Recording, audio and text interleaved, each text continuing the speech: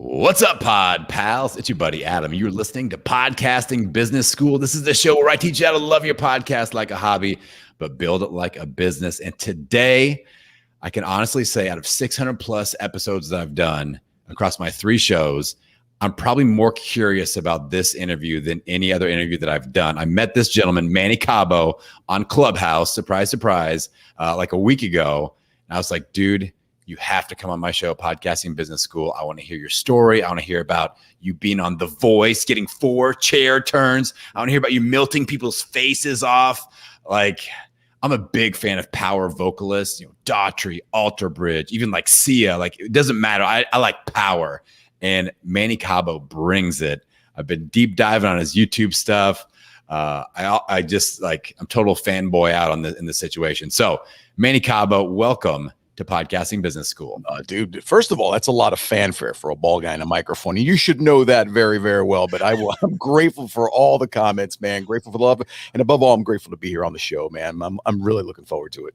Well, people talk about my voice a lot. Like, oh, you got a great podcasting voice. I'm like, wait till you hear Manny Cabo. Like this dude. Listen, you do. You have an amazing voice. I promise you do. So I've got not to take the conversation immediately off track, but I've got a dream about a clubhouse room that we call the Mr. Butter Voice room. Because I got a couple friends. Have you met Rob Actis yet? Absolutely. I was on his show. Yeah. Like he does like commercials for like hemorrhoid cream and stuff like that. I joke about that. Right. So he's got a big voice. There's another guy, Joe Winters. Like I want to get a bunch of us on there. And I already talked to Rob about this. I'm like, I want to read the back of like medication prescription and we want to make it sound sexy. And people just listen. You know who you have to get? The man with the voice. He's got a slew of commercials, national commercials that he has done. I'll back channel you and I'll send you all the names of people. Paul Porter. He does remember the old AT&T? Yeah. He's amazing. Yeah. Oh man. And maybe we'll read like bedtime stories or something. There you go. People will just listen. Yeah. And it could be fun. The Butter Voice Room coming to Clubhouse near you. Butter Voice. All right. So Manny, I've got so many questions, so much curiosity. We're going to get into all the music stuff. I would love to know, when somebody has so much going on with your brand, how does your podcast fit into that? What is the purpose of your show and how are you using that as a part of your brand and also to build your brand? Yeah, you know what? That's a very loaded question, and one that I love answering only because it's started out as just an idea. And here's the thing: I've been teaching people how to do podcasts since before the iPhone. I worked for Apple for 8 years before anyone knew what the hell a podcast was. Here I am, GarageBand, where I didn't even know where the hell is this thing going to get published to, whatever. So fast forward that 15 years, and you never would have thought that I create a podcast, but the passing of my dad, for those of you who don't know, I lost him to COVID December 1st. And my dad was an integral part of my creative process. He was the first one to literally put a camera in my hand. I've become a international award-winning music photographer, editorial photographer. He introduced me to the drums, which later on led me to, performing and the voice and La Voz. So he was a very, very integral part of my growth as an artist. So I created this podcast as a tribute to him because he always taught me, listen, if you're going to do something, do it right. Do something to inspire the world and incorporate that element, right, of collectivity. Make everyone around you better. So that's one of the reasons why I did it. And I know I struggled early on in my life trying to get answers to those questions that were impossible. Because let's face it, growing up, we didn't have Google, we didn't have YouTube. We'd buy concert tickets and they would collect dust for 4 months waiting for it. So that whole euphoria, it was not existent at the time. So me creating this podcast and getting some of the most incredible, featured speakers, Forbes Riley, Malik Youssef, who's got 7 Grammys with Kanye, Dominique Murphy, Rick Barker, who was Taylor Swift's ex-manager. These are people that are a walking repository of knowledge in this industry. So I wanted to do that to serve my amazing ecosystem of artists to help answer those questions, to catapult them to the level that we all want, because there's nothing that I hate more in life than seeing an artist quit. Dude, it's hard enough to be an artist. Trust me. And I'm getting it from 3 angles: podcasting, photography, and being a musical artist. So I know the challenges. I know the tries and tribulations. So I'm just trying to create solutions to these answers, to these questions rather. So that's one of the reasons why I created this podcast, to celebrate my dad every day. I talk about him all the time, and everyone knows my dad now more than when he was alive. So, and I'm proud of that. Yeah, and I love the name too, Mojo for musicians. I'm a big fan of the word mojo. Like I use that all the time. Like I come from like a gym background where I was like, it's positive mojo, man. And so I love that, and that's exactly. I've listened in on some rooms that you've spoken on. Obviously, I've kind of dove deep into your content. And you're an energy giver. You're somebody that people can plug into, and they come out of that interaction a little bit better for it. They've got the energy transfer, and they're like, I feel a little bit more hyped up. I've got a little bit of mojo, and I think that not everybody can do that. And so what? Like, is that something you've always been able to do? Have you always been able to like fire other people up, inspire other people, or has that come along the journey as you've kind of, matured in life? I love that question. And I got to tell you, man, ever since I was a kid, I remember my mom is very, very religious. I'm not, but I do believe in a higher source. And even when I was a kid, my mom used to visit people of religious backgrounds. They used to tell my mom, you got to watch this kid. You got to watch this kid's mouth. And my mom's like, what are you talking about? This kid's mouth. And you fast forward that to now, 2021, and I get it. Because what they were trying to tell my mom is you have to watch this kid because he's got very powerful influence with his voice. So all this time I'm thinking, oh yeah, singing, no, it's not about that. Because when I speak, I don't speak from my mind. Sure, all the due diligence in terms of the knowledge is done, but I speak from the heart. That's a very difficult place to come from. That's why I can smell a charlatan a mile away, because I really get into the conversation. I will have people laying into my words because they're real. You can't make this stuff up. And you notice because the reception from the crowd is like, oh my God, yeah, you're right, dude, that's happened to me so many million times. So I'm only sharing my excursions and my experiences, but here's the caveat. You have to go through a lot. And when I mean go through a lot, you got to go through those hardships. You got to face those fears. You got to face those illusions, because essentially everything that we want, my man, is on the other side of fear. The key is being resilient and constantly face those fears so we can disarm its intensity. And I do that with everything that I do. And I do that specifically when I speak, because here's the thing. I performed in front of 14 million people worldwide. I've sold out arenas of 60,000, but I've also performed to the bartender. It's all about you following your truth, okay? Being real with your message. Forget about the criticisms, and always coming from a place of service. I love inspiring people. I love those light bulb moments when they're like, dude, all this time I've been doing it the wrong way. Thank you. Because I appreciated that. I remember terrible teachers, but I also remember the great ones. And those are the ones that stick with you. And I loathe to be something that I can't stand in life. So I try to be the opposite of what I loathe, essentially. And, when I can instill people with that extra bit of motivation, then I've done my job, whether it's 1 or 1 million. My goal is to hopefully affect 1 billion people in the world someday, and leave this planet better than when I got here. It's a really simple philosophy. I'm not the smartest guy in the world. I'm not the best singer. I'm not the best photographer. Hell no, I still screw up. But here's the thing. I encourage you to fail as much as you possibly can. And I hate that word fail. It's just a societal convention. I prefer trials. Get as many trials out of the way, right? Imagine talking to Thomas Edison and be like, dude, you screwed up like 1,000 times before this whole light bulb thing. And he's like, no, man, I just came up with 1,000 ways I had to not to make a light bulb.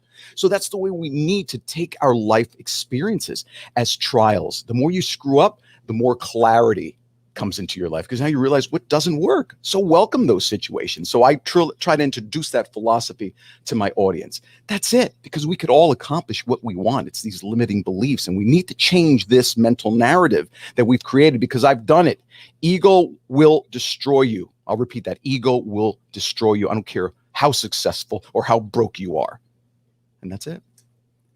So along the line of limiting beliefs, I'm glad that you brought that word up, because we're talking to podcasters, and imposter syndrome is out there, and they feel like they have that burning message inside of them. They feel like they could make an impact. Then that little voice that says, you'll sound stupid. You really aren't an expert. Like, let's maybe even just go. I hear so many podcasters. I call them podcrastinators. They have not launched yet. They've got a great idea, but they're podcrastinating. and they're like, I don't like the sound of my voice. Can you give any, like, are we able to train a more powerful vocal position? Are you able, like, if somebody's like, I really just hate the way I sound on a mic, like, obviously we got to get in reps, but like, any advice for that person that's just like, I just want to kind of get in the voice gym here and bulk up a little bit? You just nailed it. I'm going to interject prematurely. First of all, I hate that whole imposter syndrome. That term just is really comical to me. It's all about insecurities. It's more of an insecurity syndrome, right? Because that's essentially what it is. You're not an imposter. You're actually pretty real. It's those beliefs that we instill, that we think that we're not good enough. We don't have enough information. We're so much more afraid of that outside criticism, right? That we lose sight of who we are. And another thing that kills me is when we need to find a voice. Dude, we all already have a voice. We just need to cultivate what we have. But the caveat here is you have to do the work. This is going to be a revolving theme in all of my interviews. You have to do the work. Everything that's good for you requires work. Anything that's easy gratification. I'll give you a prime example. Sure, I could spend a month dieting, right? Oh, it's such a long, grueling month. It's like the whole being diet conscious, taking care of your temple, drinking tons of water. It's amazing for your body, right? But it takes a long time. Or you could sit back, right? Enjoy a TV show and grab that slice of pizza, right? Real quick, easy gratification. But it's not good for you. It really isn't, especially if you're not doing it in moderation. So it's the same example. You have to do the work. Everything that's going to be beneficial for you requires time. You're not going to go out and bench press 500 pounds on the first day. First of all, you won't be able to get it up. And second of all, you could freaking, get a hemorrhoid for all you know better than I do. It's nonsense. So why are we doing that needlessly to ourselves? We need to learn how to be patient with ourselves. We need to look in the mirror and say, Manny, I love you, man. You're not perfect, but you're perfect in your imperfections. And give yourself the time to grow. And the reason why we're insecure, right? I'm going to call everybody out on their bullshit. The reason why you're insecure is because you have not done the work. You have not earned the right to even call yourself an imposter, because you haven't done the work to prove yourself that you're an imposter, right? You see what I'm getting at? It's labels. We use these words to define who we are as an individual, and it's killing society. Just do the work. We all want to be famous, but we don't want to do the work. And I don't care what it is. It's a really simple answer. For me, it's very binary. Either you do the work or you don't do the work. If you don't do the work, you're going to suffer. If you do the work, you'll have a high probability of being successful at whatever task at hand. Am I wrong? Correct me if I'm wrong, unless I'm doing something wrong here.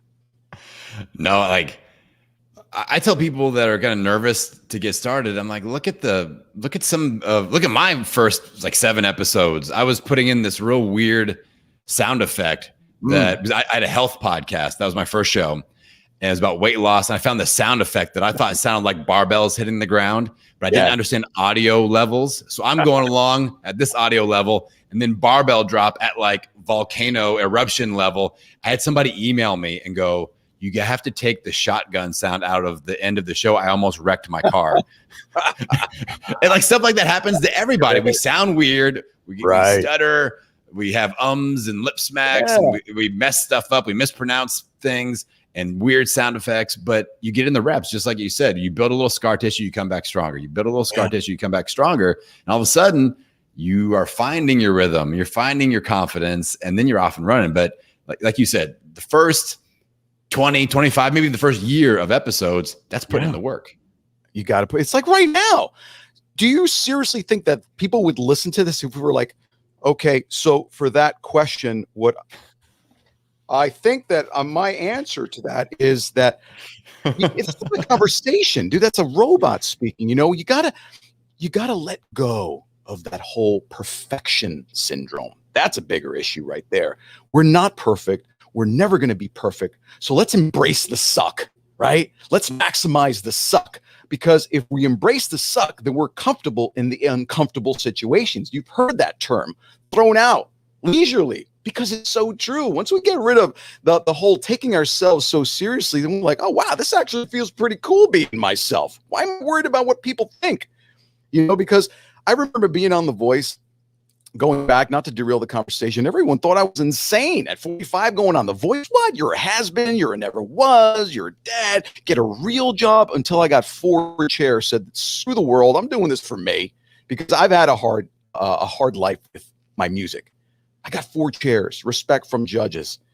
I inspired thousands, maybe millions of musicians worldwide. I can't tell you. I had my laptop. I had my phone, 2 phones. I had my iPad, right? Responding to messages in Japanese, in French. I don't speak these languages. Thank God for translator, right? But I was recognized as somebody, right? As somebody who changed the course of individuals' lives. Thanks to you, man, I'm supporting my daughter or my son's career now. I get it. Thanks to you, I've dusted off my piano that's been in the garage for 20 years. We're getting the band back together, bro.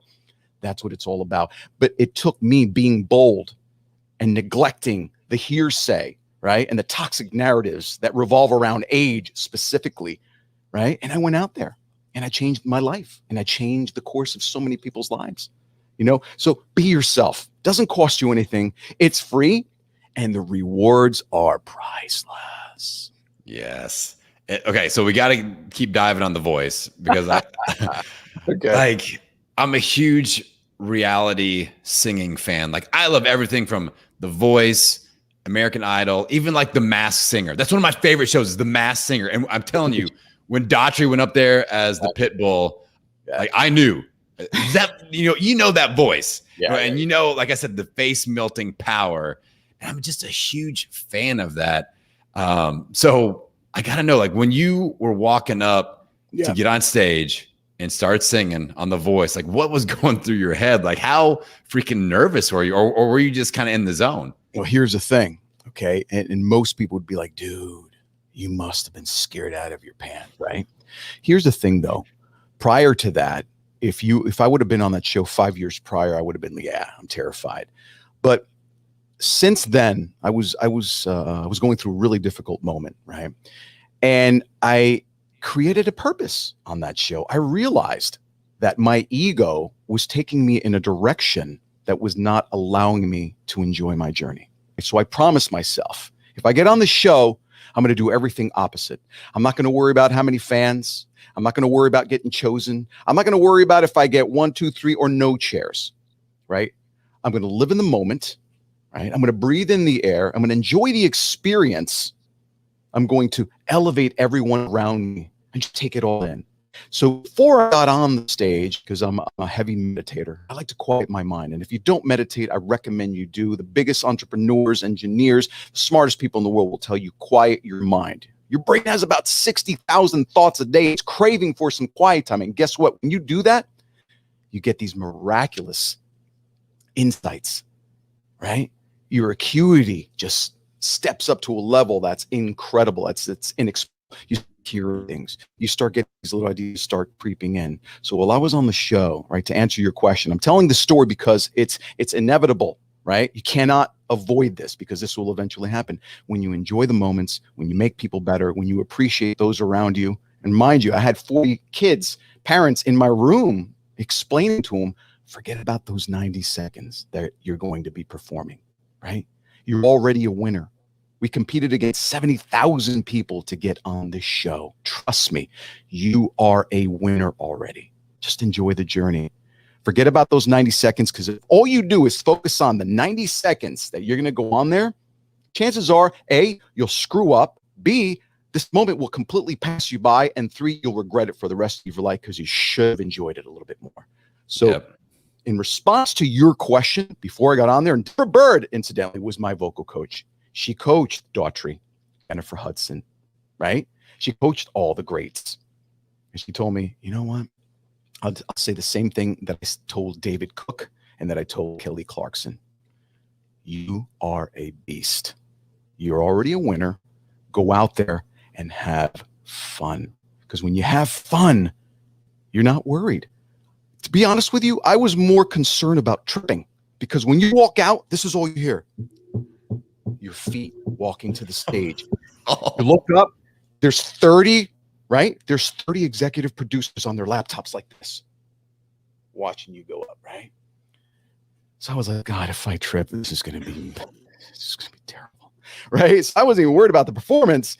And then obviously the rest was history. I didn't even know the 4 judges had turned around, because if you notice, the lights were glaring. I couldn't see anything. I thanked the band. And I guess the only reason why that happened is because I lived in the moment. I did all the work. I memorized the lyrics. It was my time just to have fun.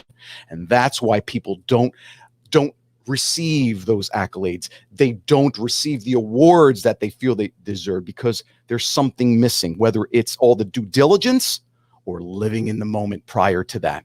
You see that? You got to do the work, because when you do the work, I wasn't worried about the lyrics. I wasn't worried about the choreography. I wasn't worried about the band screwing up. I wasn't worried about the hearsay. Oh, this guy sucks. None of that crossed my mind. It was for me. I did the work. I earned this spot. Now let me enjoy it. Yeah. And I guarantee if you adopt that philosophy, 95, I would dare say 99.9% of the time, you're going to reap very fruitful benefits, and the ROI will be memorable.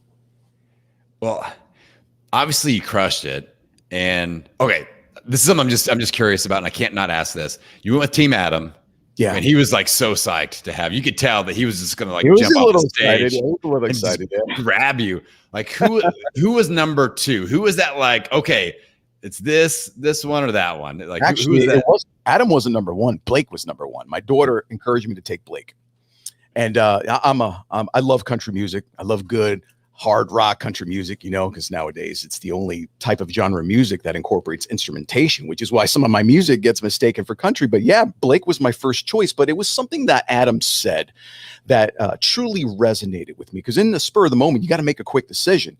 But, I had made that decision prior to getting on, because I knew these are the two, because I'm not an R&B guy, although I'm fascinated by that genre of music. I've produced tons of music, but that's not my forte vocally. When you go on these competitions, you got to maximize and leverage your voice, what you can do, right? So I was like, okay.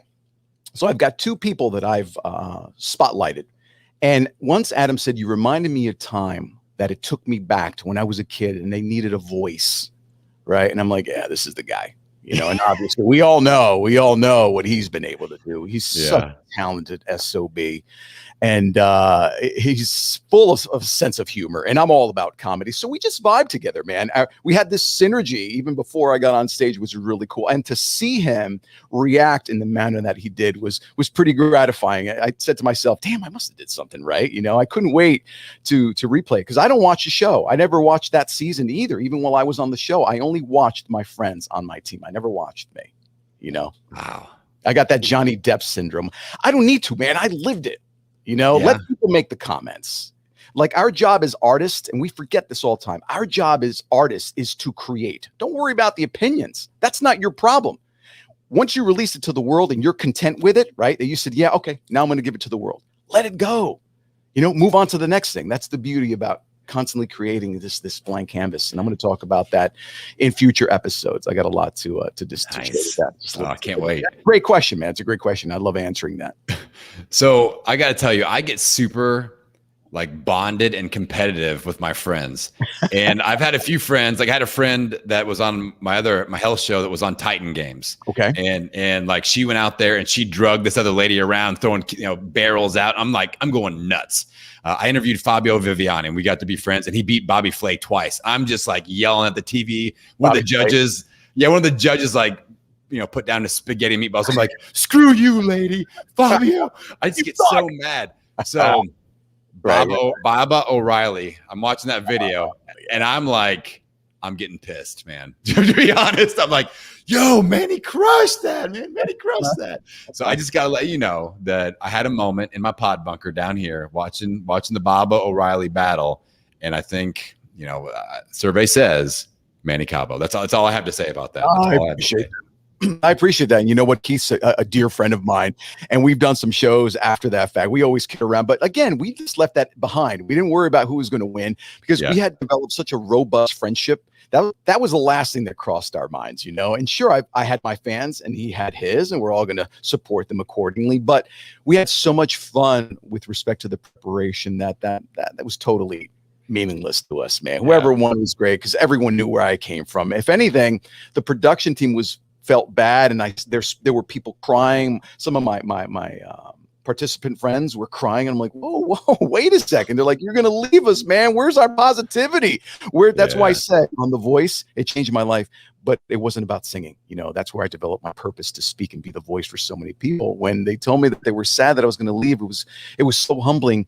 But I had to kind of revisit the conversations that I had initially with them, that I'm not gone, man. This is my chapter here. I'm closing this chapter. I'm needed in another book. I need to write another chapter. And all of us are inevitably going to go home except for the one winner. But here's the thing. We're all winners. And that person who wins, it's meant for them. You guys move on to bigger and better things. And we have to keep that frame of mind. Nothing ever comes to an end, right? It's like energy. It can't be created or destroyed. It only transforms. So we take our energies elsewhere. That's it. We continue the journey. That's the philosophy you start understanding when you live in the moment. None of that stuff matters. You don't attach yourself to the label, awards, and the accolades. It's tough to do. I will tell you that, man. It's tough to do. But when you do, you feel this euphoria of like, oh man, I can breathe now. None of that stuff matters. Just come correct, put my best foot forward, and things work out. They really do. Well, along those lines, I think one of the things that you've really done beautifully is transfer that momentum on. Like I said, I watch a lot of reality singing shows, and you see some people that are there and like they're awesome, and then like never hear anything from them. Yeah. So I think you've really transferred that, the voice mojo into all these other opportunities and like just life momentum in general. Like, can you talk about that a little bit? Like, okay, the show is done. Now how do we transfer that momentum forward into your life? Well, here's the thing. For me, it was never transforming, because the one thing that I've always realized is you're only as good as your last show. We have to constantly be adaptive. That's a superpower. For me, resiliency and being adaptive are my two biggest superpowers. I can't sit here and rest on my laurels and be like, yeah, The Voice. No, that shit ended 5 years ago. What's Manny going to do nowadays, right? How is Manny going to utilize and implement his skills, again, to empower others?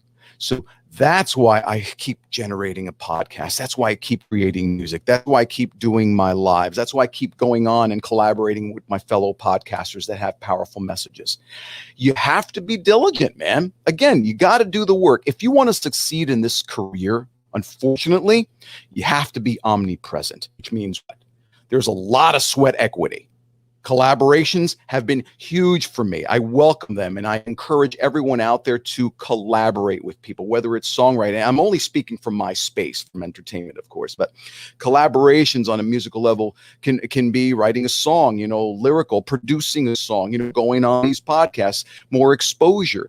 You have to be in people's faces. It is what it is. This is what we do. This is the caveat of the music industry. Out of sight, out of mind. So it's kind of an impetus in itself for me to continue to reinvent myself. First of all, I enjoy it.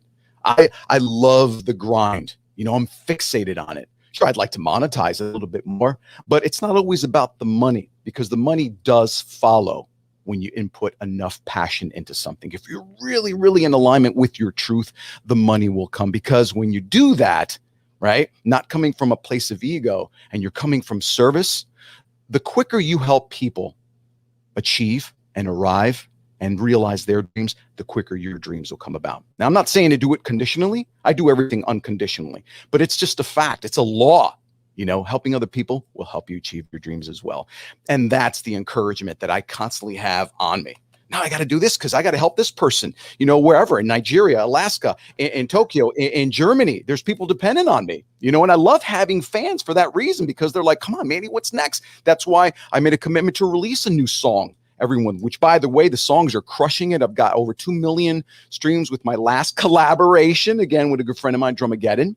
The last 3 songs I released, over 100,000 streams with with minimal marketing. So it's not only enough to create, right, but to create something good and worthwhile, something that offers value. And, creating an amazing song, that's a lot of value, because you're putting your heart and soul in everything, from the lyrics to the musical production. It's a beautiful thing that we do as creatives, but it's not for everyone. Being an artist is not for everyone. And not to sound pretentious, I was born an artist, man. This is all I know. I hated school. I couldn't work for corporate America anymore. There was this constant void.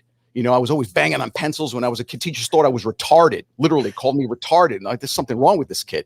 I didn't need Ritalin. I didn't have ADHD. I just had a lot of energy, man, which kills me about that. But anyway, that's another story. That chaps my ass. But I just embraced that internal, I don't know, it was a beast inside. And just gradually I harnessed it, and it developed into me, the artist. This is all I know, and this is all I ever want to do.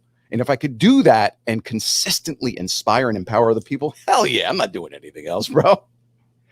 So I think the word that you've used to describe, or other people have used to describe you, like beast, like that, you've got power on the stage. And I'm curious, like, do you remember the first time that you cut loose in front of like real people on a mic, and you're like, face melting, let's go after that high note or whatever? Like at the end of your song on the Voice, man, I was like, he took it up. Like he's like Milton faces, and at the end we had to level it up a little bit, a little like it reminds me. And I'm a big fan of the show, the movie Rockstar, Mark Wahlberg. Stand up and shout. That whole thing. Like it's a good movie. I used to compete in powerlifting. I would listen to that before I'd go up and do like my deadlift or whatever. I was like, stand up and shout. What's the name? What was it? Steel Dragon? What was it? Steel Dragon. Right? That's what it was. Right? I think it was. Was hilarious. Good movie. Dude. Pretty good rendition of what it's all about, man. It's pretty factual. Same thing with the Molly Crew movie. But anyway, we talk about that for hours. Yeah, I do remember. And again, I always took my performances very, very seriously, to the point where, I got into so many arguments with band members, because let's be realistic here. Being in a band, it's like marrying 5 people, different temperaments, different defense postures, different creative angles. So it's really rough to stay on the same page. And I was very meticulous. Like, for me, a rock star, especially growing up in the 80s, bro, you had to live, eat, sleep, act the part, from the attire to the way you carried yourself. You don't go on stage, you don't engage with the audience. And it was always about presenting yourself in a respectable way, that there was this mystique about you. Like, yeah, there's something going on with that guy. And that's the reception that I always got. And it was really hard to instill that mentality in a lot of musicians that are there just to gig and have fun and party and drink. And the problem was, they didn't know how to differentiate, right, the professionalism part that would take you to that next level, and just the leisure, a recreational activity behind being in the band, you see. But I do remember the first moment, and it was we were opening up for Union in this place called Birch Hill nightclub, which is the biggest club back in the day. It's since non-existent, but we opened up for Union, John Carabio, the guy from Motley Crue, and just an amazing experience. And I remember jumping on, and Robin Lane, who was the program director of 95.9 The Rat here, which is the biggest rock station here in New Jersey, he's like, coming up to the stage, not only can I call him a friend, he's an amazing vocalist, the band's son. It was so surreal, because I remember sitting in, because it was literally a green room. It was painted this shamrock green. I'm like, oh, this is gross, but so cool at the same time, right? Beer cans everywhere. It was a mess. It was like, yes, this is rock and roll. I'm living it, right? And I finally jumped on stage, and it was like, man, this is my happy place. It wasn't awkward, thriving off the crowd. I remember practicing the songs, and it was just at that moment that I realized, yeah, I think I'm going to do this for the rest of my life. This is pretty badass.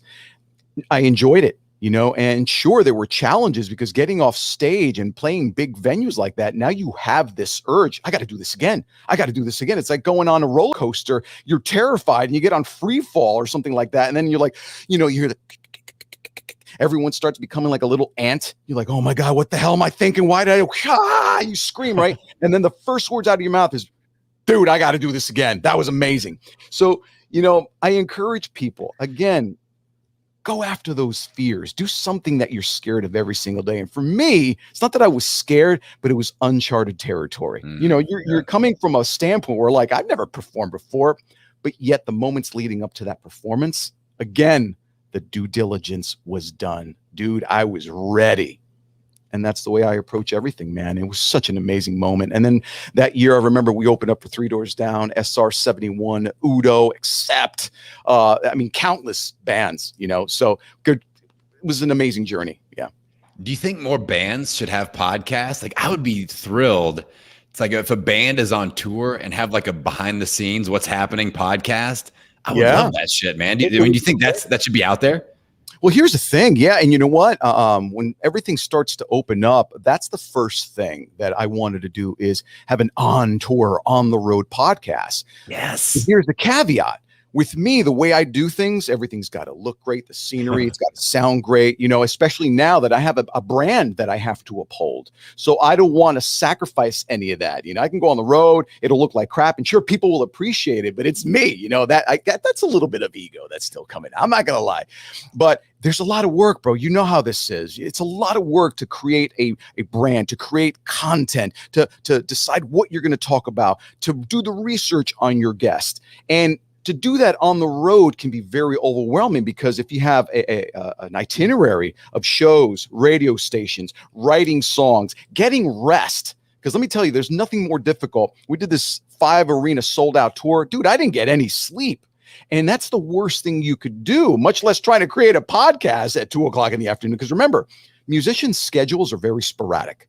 Yeah. We don't have the ideal schedule. I'll be in the booth at 1:30 in the morning recording vocals or 6 in the morning doing a radio interview. It's not the norm. So trying to schedule these interviews can be a daunting task at best.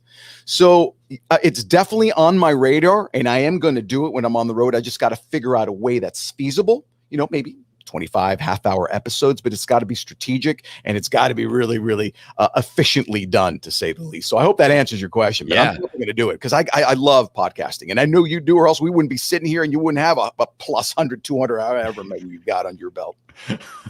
So I got that idea popped in my head because I listened to several comedy podcasts. Like I love Bert Kreischer's podcast, and he's got people on the road with him, and then they collaborate and they make some episodes. And it's kind of like on the road. So I think musicians, like you said, you got plenty on your plate. I hate to add another thing, but as a fan, I'm just saying, I would love to hear it. I'd be tuning in. You mentioned something that's pretty cool because I was thinking about it. I'm like, what would be the ideal time, dude? Right as soon as we get off stage.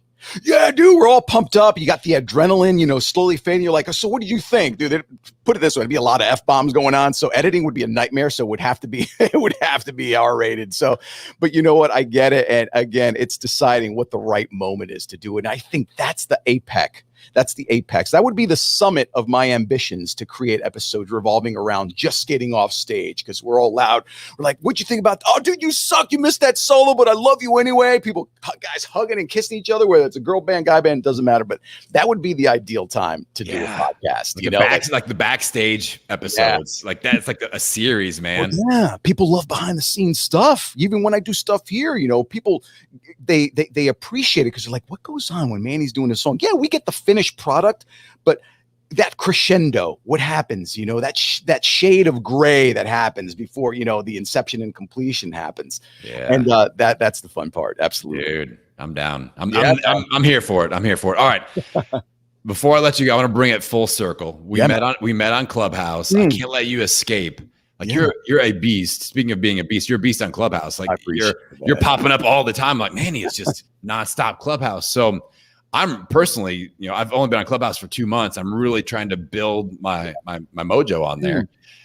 So what kind of low hanging fruit or what kind of tips, if you're really looking to network and grow your presence on Clubhouse, what do you suggest? 11 rooms to co-moderate right now. This is how important this session is for you. Okay. So I'm blowing smoke up your ass. No, of course I'm kidding. But you know what? I think it stems from, again, I'll stress this, offering value, man.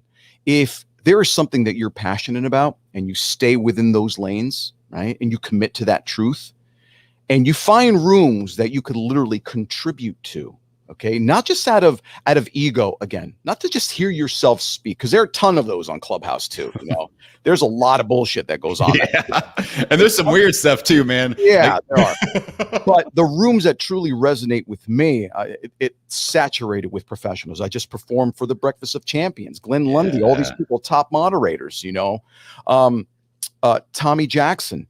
He's one of the sync license masters, just signed artists. And he's talking about here, ECMD, these people, that have worked with John Lennon, platinum albums till, next Tuesday. You want to get into rooms that really resonate with your interests. But again, the caveat is do the work, offer value into these rooms, because people will listen. They'll remember you. They'll follow you. And the more you do it, if you keep that consistency, people will recognize your face. Oh, dude, I know him, man. He's got an incredible podcast. What's that? That's that podcast business guy, right? Yeah, he's awesome. That's what you want. Like, people know me as Manny the voice on there, but the full play on words, the singer. And they love my voice, which is great. It's the only voice I got, so I will gladly take it. Thank you. I'm glad that I got a good resonance, right?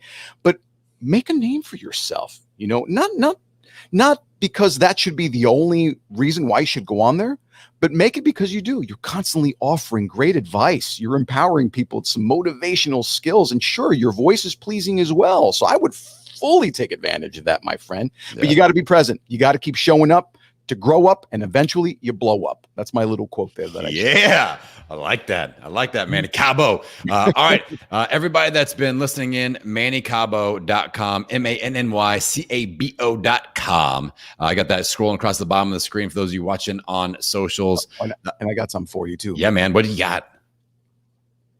Do it this Saturday. Staring out into the night, trying to hide the pain. I'm going to a place where love and feeling good don't ever cost a thing. There, you love Daughtry, so there you go. Yes, no mask, dude. Dude, it's the Pitbull. Or no, the Rottweiler. Who's the Rottweiler? Rottweiler, man. Rottweiler. Exactly. What am I thinking? Pitbull. Come on. Yeah. Oh man, that's awesome. I appreciate you, Manny. Like, I appreciate the way that you're showing up in the world. I appreciate the energy that you're letting people plug into you and borrow until they build up their own. Thanks, I appreciate the inspiration on Clubhouse. I'm glad we got connected. I just can't wait to see what you do next, man. So I can't wait to see what you do next, man. Do something with it. Like, I'm there. Our time is limited. Make those dreams come true. Seriously. And I'm excited for you as well. This is fantastic. I think what you're doing is fantastic. I'm wishing you nothing but an abundance of success with whatever your creative ventures are, man. And I'm here anytime you need me. I'm here, man. I'm always coming from a place of service. You know that. Outstanding. And maybe one day the Butter Voice room will become a reality, and we'll do one room to rule them all, the Butter Voice room. All right, everybody. MannyCabo.com. Go and just dive into this guy's world. Start with his performance on The Voice. Just YouTube it, and then just go down the rabbit hole from there. It's awesome. You're going to walk out of there inspired, and you're going to want to plug into everything this guy's got going on. And Manny Cabo, you're the man. I want you guys to tap in with my music, stream my music, because listen, guys, this isn't a shameless plug. This is what I do. We've had a brutal year. This is my sustenance, my music, my podcast, Mojo for Musicians, especially because I created for we artists. Go rate and review so I can get it out into the world, just like you rate and review Podcast Business School. We put all of our time, right, and heartfelt effort into empowering the world. All we need is some sweat equity, and that's to follow the show, follow my music, keep streaming it, share it with people that you think would resonate with. That's all I ask. And I can continue this incredible journey that I've been on because of you guys, the supporters, and because of people like you, my brother. Thanks for having me on the show. I've had a blast. Let's do it again soon. Yeah. And hit MannyCabo.com. He's got a tip jar on there. Leave a little something in that jar and let him know that you appreciate him to fuel the journey in its next leg. All right, Pod Pals.